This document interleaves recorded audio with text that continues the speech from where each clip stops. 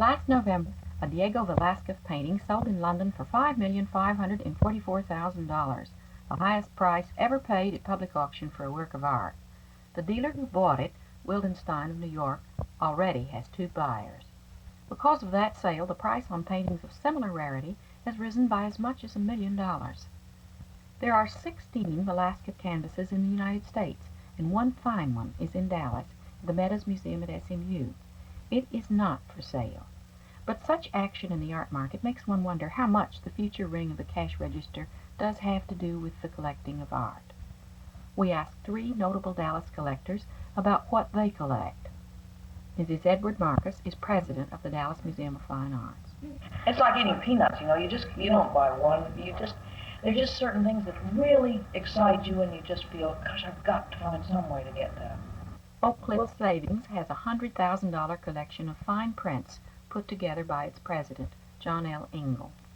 At the time we built the building that we're in now, in 1966, we decided to decorate the building with works of art rather than with reproductions or other material that are more conventionally used for decorative purposes. One of the most important collections, really a definitive one, of work by the Dutch painter Piet Mondrian is owned by James H. Clark, a Dallas businessman. It's valued at more than $1 million and is only a part of Clark's famous collection of paintings and sculpture. I started collecting art primarily because one must realize that there must be something in the world besides a narrow or relatively narrow business career. And the visual arts happen to be the thing that appealed to me. We asked these people why they collect. Our goal finally is to have what will be recognized as a fine collection of prints.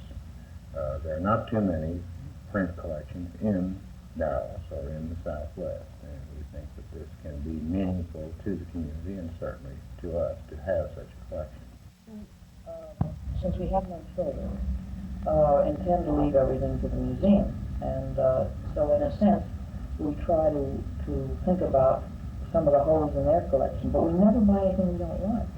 I hope this collection can be built up so that someday it will go into a public collection and be worthy of public acceptance.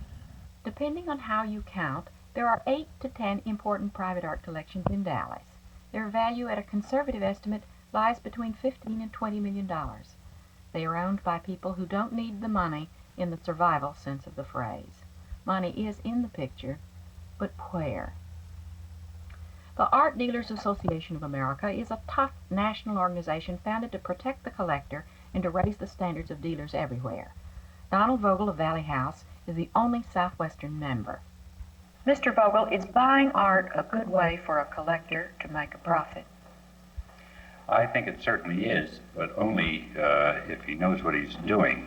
You make it by being involved with the art and knowing its history, knowing qualities, and having an understanding of when to buy certain things. There is a good tax advantage on art when it has appreciated if you have bought early and wisely. I think the new current laws permit you to have 50% of your gross income, but this has to be qualified as to being important art and going to a recognized museum. Do many people in Dallas buy art to make money? Many people do it, and a few don't. If you were a collector, you wish to enhance your collection, you move from one direction to another, and if you have invested in your art wisely, you always have a commodity for horse trading and upgrading your collection, often at no added expense. Most of the people I know do not buy for investment reasons. They buy because they have a genuine love for the object. I think that there may come a time in their lives when something has gone up so astronomically that they find they can't resist an offer, to sell it, but then they'll put that money back into paintings again. So it's not a question of buying at one price and selling at something and then forgetting it like you do in the stock market. You buy an Eastman Kodak stock at 7 and sell it at 72 and that's it. You don't love that Eastman Kodak. It's been nice to you, but there's something that happens between a work of art and a person, I think. Even if they buy for investment to begin with, they really get hooked about, the object. The investment aspect of art means nothing to me. I can honestly say that I have never bought a work of art because I thought it was a good investment. You can't be always right when you buy. You're going to make mistakes. It's one reason that businessmen are generally, or can be in any event, good art collectors. They're accustomed to making mistakes. We are trying to buy in a manner that will assure us, at least, that the pieces we buy will retain their original purchase value. Hopefully they will appreciate in value. However, it was not our intention to buy pieces with the idea of reselling them at some future date for a profit. And so with art collectors, investment is in the picture in a special way, and so is trading and the gamble of backing your own judgment. But that does not seem to be the basic drive. I think mainly it's a matter of pride. It gives one certainly a very warm feeling to be able to say, I own a Picasso.